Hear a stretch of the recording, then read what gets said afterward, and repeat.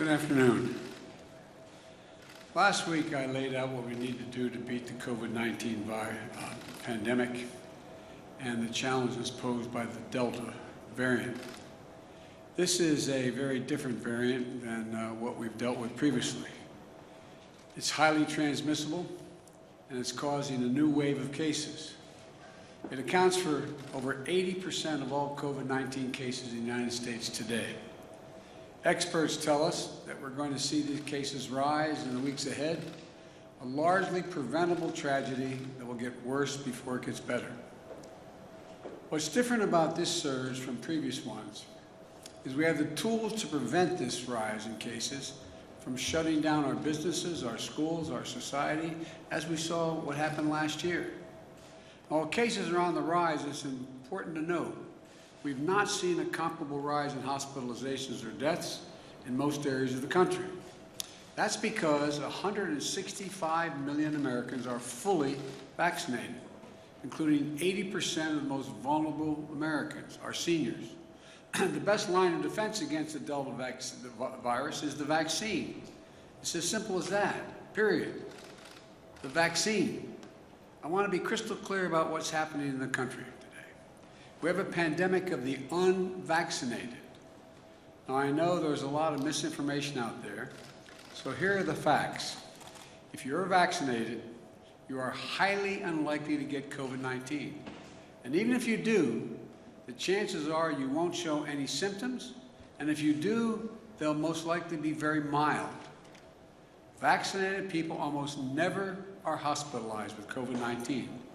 In fact, according to one recent study, 95% of overall COVID-19 hospitalizations are among those not fully vaccinated. And the data shows that virtually all the cases, hospitalizations and deaths due to COVID-19 are from the unvaccinated population. Last month, a study showed that over 99% of COVID-19 deaths have been among the unvaccinated people. 99%. That means if you're unvaccinated, you are much more likely to, 1, get COVID-19, 2, get hospitalized, and 3, die if you get it. This is a tragedy. People are dying and will die who don't have to die. The data is absolutely clear. As I've said, we have a pandemic of the unvaccinated. Think of it this way. 191 million Americans have gotten at least one shot, including 70% of adults over the age of 18. 165 million Americans are fully vaccinated, but about 90 million Americans are eligible for vaccines and still haven't gotten their first shot. Now, I think there's a clear link between the lowest vaccinated, I don't think actually, the lowest vaccinated states and the states with the highest case rates.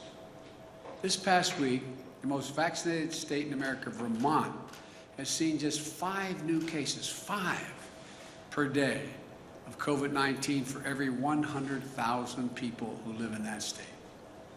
That means on any given day, only 30 people in the entire state of Vermont got COVID-19.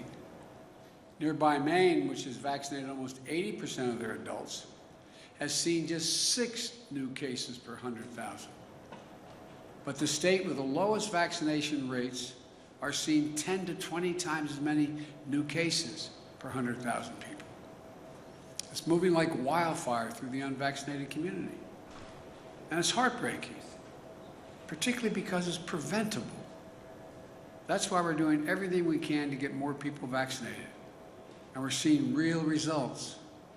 In the past 2 weeks, we've seen a 55% increase in the average number of new people getting vaccinated every day. In the last 7 days alone, nearly 3 million Americans have gotten their first shot.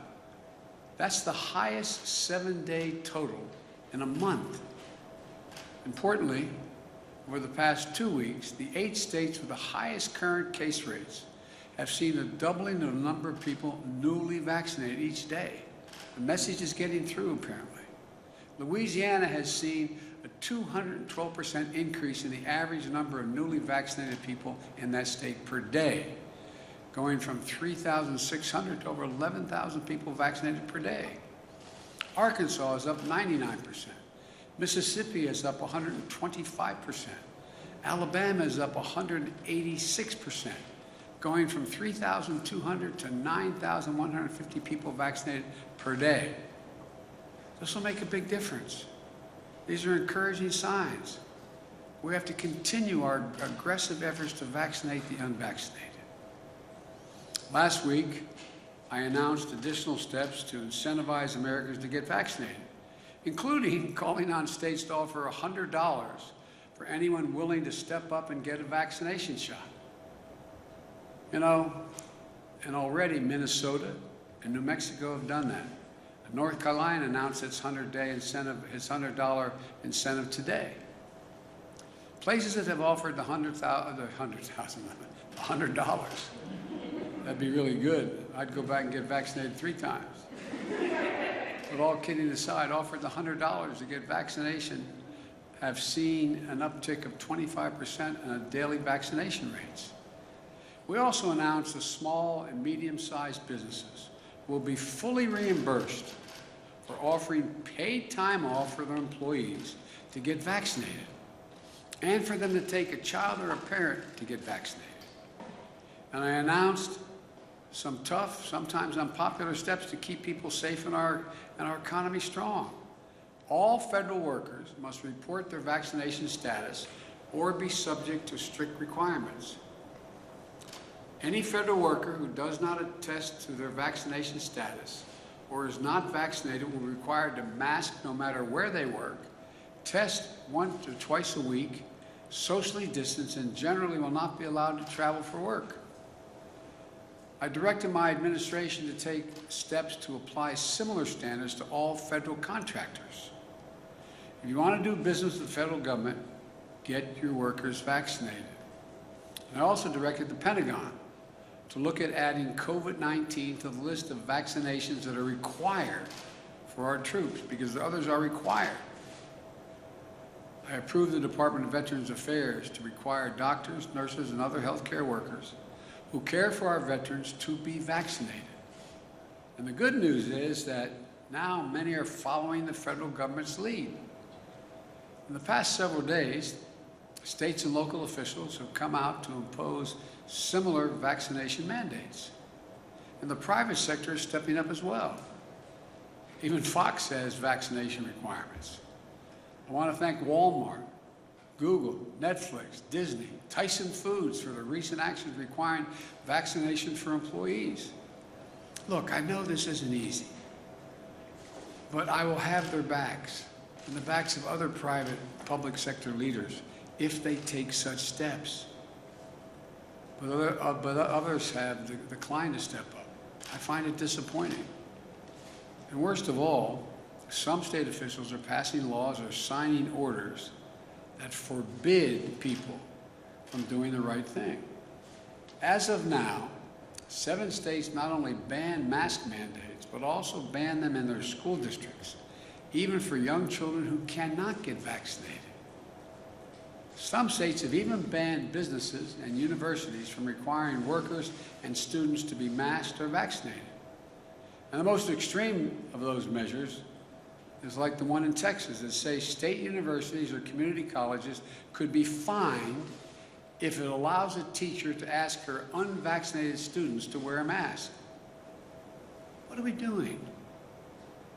COVID-19 is a national challenge, and it must come together. We have to come together, all of us together, as a country to solve it.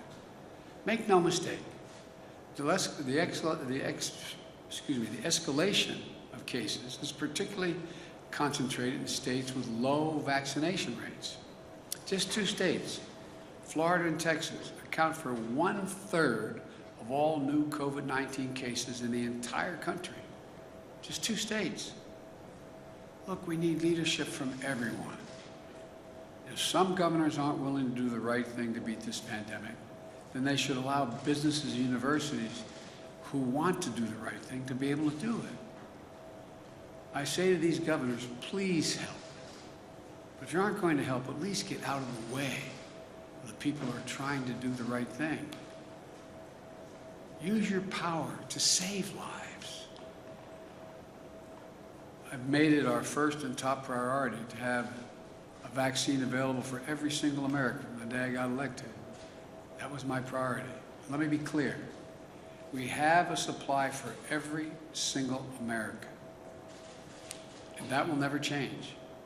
At the same time, it's also in our national interest to share some of our vaccines with the world, which gets me to the second thing I want to discuss today. From the beginning of my presidency, I've been very clear-eyed that we need to attack this virus globally, not just at home, because it's in America's self-interest to do so. The virus knows no boundaries. You can't build a wall high enough to keep it out. There's no wall high enough or ocean wide enough to keep us safe from the vaccine and from the COVID-19 in other countries. In fact, just like the original virus that caused COVID-19, the Delta variant came from abroad. As long as the virus continues to rage outside the United States, potentially more dangerous variants could arrive at our shores again. We know that COVID-19 in other countries stifles economic growth, disrupts supply chains, risks instability and weakness of governments. And as we've seen in the United States, the key to growing economies is to vaccinate people.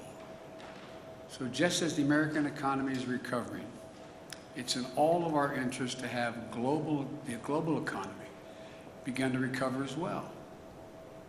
This is about our values. We value inherent dignity of all people, the inherent dignity of everyone.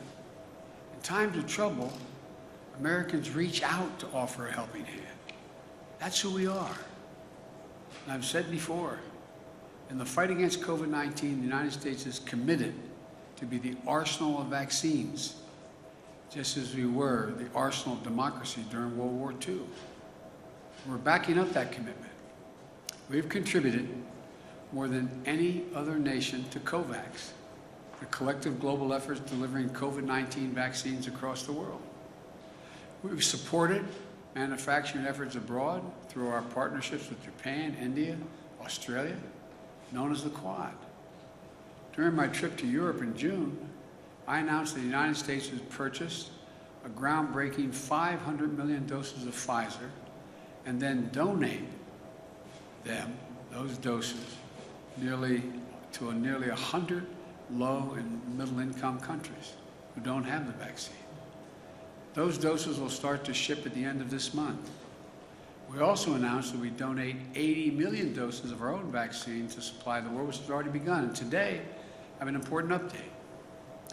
We've already exceeded 80 million doses that have been gone out. As of today, the United States has shipped over 110 million doses of U.S. vaccines to 65 countries that are among the hardest hit in the world. Let me say it again. As of today, we have shipped over 110 million doses to 65 nations. According to the United Nations, this is more than the donations of all 24 countries that have donated any vaccine to other countries, including China and Russia, all those nations combined. These vaccine donations from America are free. We're not selling them. There are no demands, no conditions, no coercion attached. And there's no favoritism and no strings attached. We're doing this to save lives and to end this pandemic. That's it. In fact, we're donating vaccines to countries that have real issues we have real issues with. And we'll continue to give tens of millions of the doses away across the summer and work to increase U.S. manufacturing and manufacturing of vaccines around the world as well. And it's not just vaccines. We're continuing to provide countries in need with more testing, protective equipment, and personnel to stem the surge of the virus.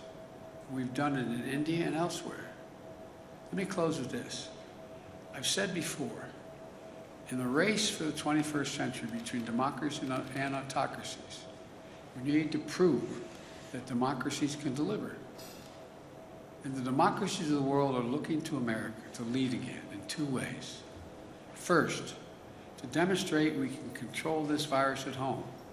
And second, to show we can help address it around the world.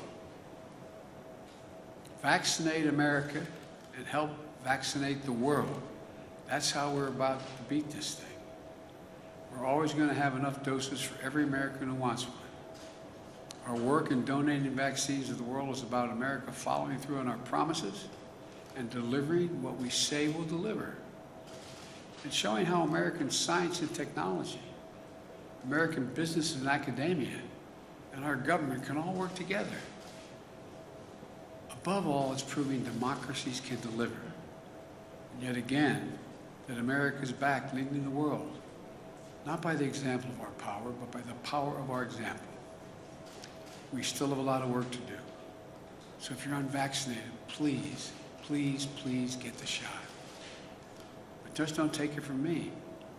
Just read the news. Listen to the voices of the unvaccinated patients in the hospital. They're spending the most powerful message to their families and everyone around the world. A powerful message to everybody. As they're lying in bed, many dying from COVID-19, they're asking, Doc, can I get the vaccine? The doctors have to look in the eye and say, no, sorry, too late. Right now, too many people are dying, or watching a loved one dying and saying, if I just got vaccinated, if I just. Folks, this isn't about politics. The virus doesn't care if you're a Democrat or Republican. This is about life and death. Life and death. I can't say it any more plainly than this. The vaccine saves lives, and it could save yours or your child's. You know, I know we can do this. We're the United States of America. We're prepared like never before. We have the tools and the resources to save lives at home and around the world. This is who we are. This is what we do. This is why there's no nation like us on earth. Well, God bless you all, and may God protect our troops. Now it takes a few questions. Mr. President, I have a question for you on coronavirus, but first I'd like to start with the news of the day, given back in March you said that if the investigation confirmed the allegations against Governor Cuomo, then he should resign. So will you now call on him to resign, given the investigators said the 11 women were credible? I stand by that statement. Are you now calling on him to resign? Yes. And if he doesn't resign, do you believe he should be impeached and removed from office? Let's take one thing at a time here. I think he should resign. I understand that the state legislature may decide to impeach. I don't know that for a fact. I've not read all that data. And he's using a photo of you embracing him in his self-defense to say that these are commonplace kind of embraces that he made and the allegations against him. Do you condone that? Look, I'm not going to fly-spec this. I'm sure there are some embraces that were totally innocent. But apparently the Attorney General decided there were things that weren't. And on coronavirus, if I could ask you a question about the evictions. No, thank you. On the evictions and the moratorium that lapsed on Saturday night, what is your strategy to prevent potentially millions of people from being evicted from their homes, given what we are told your administration is considering a targeted moratorium is likely to face legal challenges? Any call for moratorium based on the Supreme Court recent decision is likely to face obstacles. I've indicated to the CDC I'd like them to look at other alternatives than the one that is in power in existence, which the court has declared they're not going to allow to continue. And the CDC will have something to announce to you in the next hour to 2 hours. On overseas coronavirus vaccines, should other high-income countries follow the lead of the United States and increase donations to low and middle-income countries? I think those countries that have been able to cover their population and have the ability to provide either dollars and or vaccine for the 100 or so poor nations that need help should do so. We had that discussion at the G7. A number of those countries said they were going to do that. Some have followed through. The point I was making is, though, I've kept the commitment, we've kept the commitment that we would do what we said, which is more than all the rest of the countries combined thus far. Mr. President, do you believe that Governor DeSantis and Governor Abbott are personally making decisions that are harming their own citizens? I believe the results of their decisions are not good for their constituents. And it's clear to me and to most of the medical experts that the decisions being made, like not allowing mask mandates in school and the like, are bad health policy. Bad health policy. Mr. President, I have a question about something that you just said. I'm sure you do. Thank you. You just said there's no wall high enough and no ocean wide enough to protect us from the virus. So what is the thinking behind letting untested and unvaccinated migrants cross the southern border into U.S. cities in record numbers? There is, what we're doing, we have not withdrawn the order that is sometimes critical or criticized, saying that unvaccinated people should go back across the border. But unaccompanied children is a different story, because that's the most humane thing to do, is to test them and to treat them and not send them back alone. Mr. President. Mr. President, have you spoken with Governor Cuomo today? I have not. And then one other question on the virus. You just said we have to continue our aggressive efforts to get the unvaccinated vaccinated. Other countries have found a lot of success in requiring vaccines in public places. New York City just announced today that they'll require vaccines for restaurants and gyms. Do you think more cities and states should institute rules like that? I do. And are you going to publicly call on them? Should they institute a vaccine passport type system, or it's up to each city and state to figure that out on their own? I'm sorry, what did you say? Do you think that they should institute a vaccine passport type system or some sort of verification to use public spaces? I don't think they need to do that. I think they just need to give the authority of those restaurants or businesses to say, in order to come in, you have to give proof that you've been vaccinated, or that you can't come in. Take a couple months. Mr. President, can I ask you about the news of the day, one more on the Governor Cuomo? You're calling for him to resign now. My question is, do you think he should be prosecuted? And what is your message to the women who have now accused him of sexually harassing them and abusing them? Look, what I said was, if the investigation Attorney General concluded that the allegations are correct, that back in March, that I would recommend he resign. That's what I'm doing today.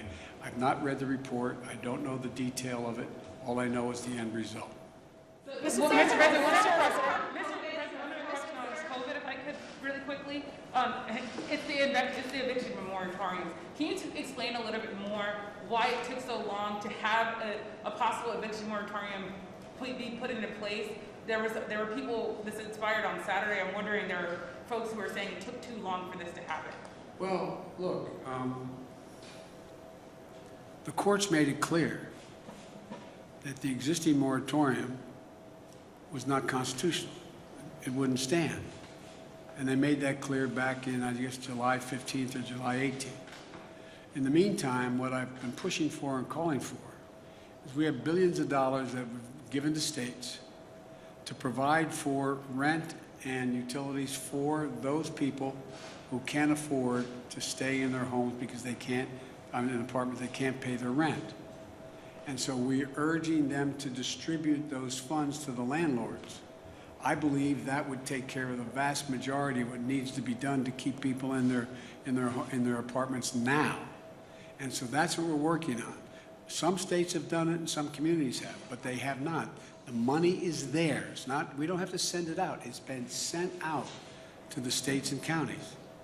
Billions of dollars for the express purpose of providing for back rent and rent the people who are in the middle of this crisis.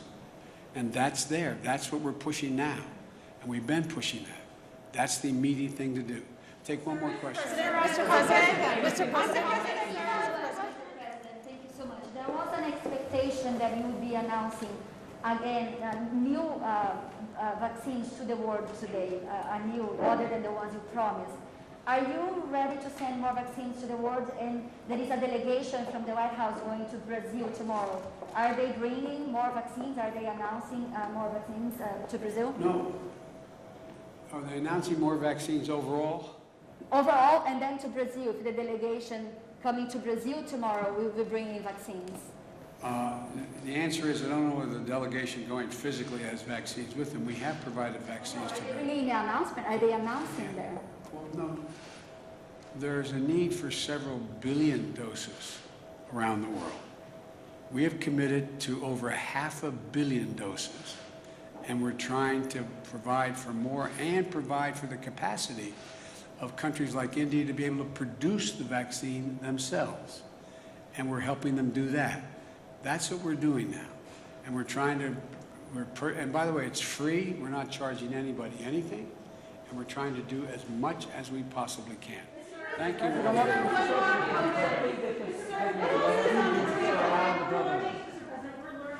Administration is about to announce a new partial eviction moratorium, COVID-related. Can you tell us any more about that, and are you sure it's going to pass Supreme Court muster?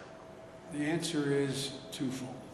One, I've sought out constitutional scholars to determine what is the best possibility that would come from executive action or the CDC's judgment.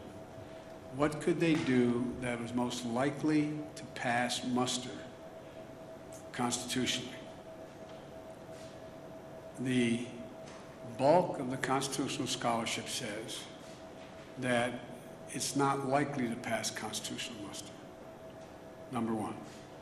But there are several key scholars who think that it may, and it's worth the effort. But the present, you could not, the court's already ruled on the present eviction moratorium. So I think what you're going to see, and I want to make it clear. I told you I would not tell the Justice Department or the medical experts, the scientists, what they should say or do. So I don't want to get ahead. The CDC has to make this. I asked the CDC to go back and consider other options that may be available to them.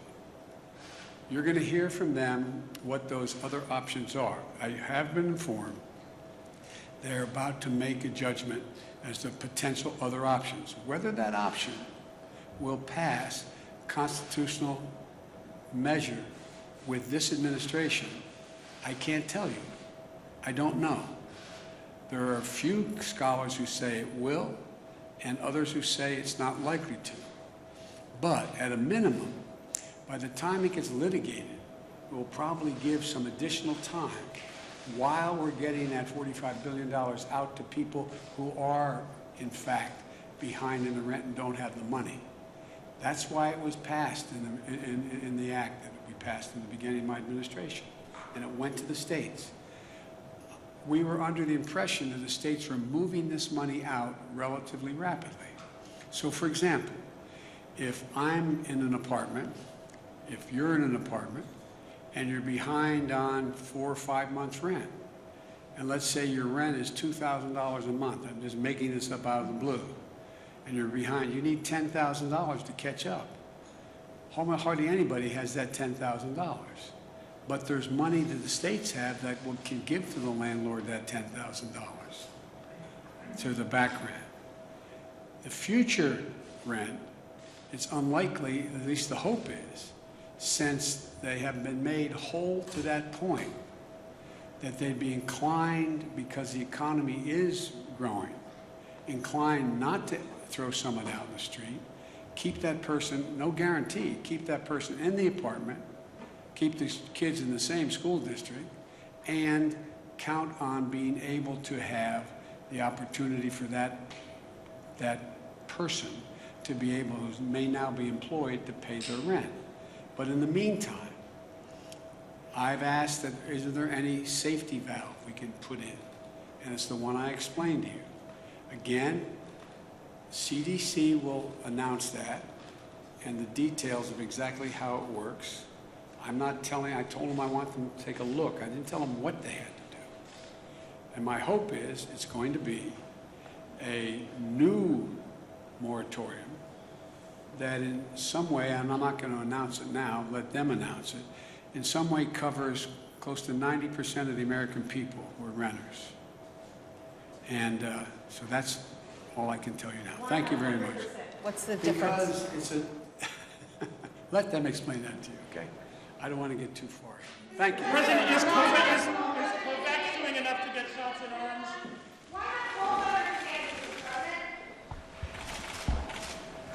To say happy birthday, what? I mean, To deliver the message that he seems to be delivering. he knows the message. He knows the message. We had a little discussion when I was down there. He knows the message. He's What are you decided. saying in that discussion? See you all later.